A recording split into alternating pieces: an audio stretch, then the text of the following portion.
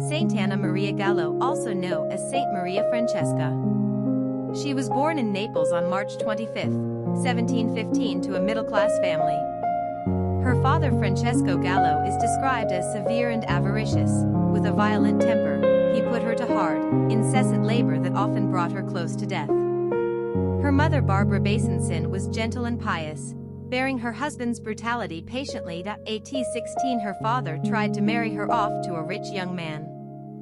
She refused outright and asked instead to enter the Third Order of St. Francis. With the help of a Friar Minor named Father Theophilus, her father finally relented. On September 8, 1731 she was received as a tertiary of St. Peter of Alcantara and took the name Maria Francesca of the 5 Wounds of Jesus, out of devotion to the Blessed Virgin, to Francis of Assisi, and to the Sacred Passion. She didn't go to a convent. She stayed at home, where the abuse continued. Soon after her profession, her body was signed with the stigmata.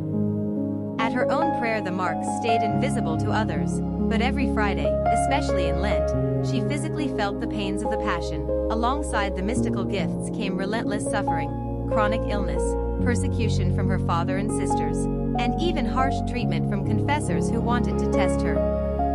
She added her own penances, strict fasts, hair shirts, disciplines. People started coming to her anyway.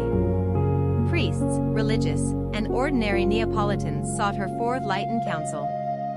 Her prayers were credited with saving souls from danger, and she became famous for boundless charity toward the afflicted and miserable. In 1753, after years of living under her father's roof, she moved, not to a monastery, but into the home of a pious priest, Don Giovanni Passeri, in the Spanish Quarter. She would spend the last 38 years there as a recluse, living in 2 small rooms, receiving visitors from a wooden chair by the window. She died in Naples on October 6, 1791, the same day as her 76th birthday, and was buried in the Church of the Alcantarines, Santa Lucia al Monte, the same church that holds the tomb of Saint John Joseph of the Cross. She was the first woman born in Naples to be canonized, and her feast, October 6th, is kept by the Friars Minor and Capuchins as a major celebration. Today her little house on Via Santa Maria Francesca is a sanctuary.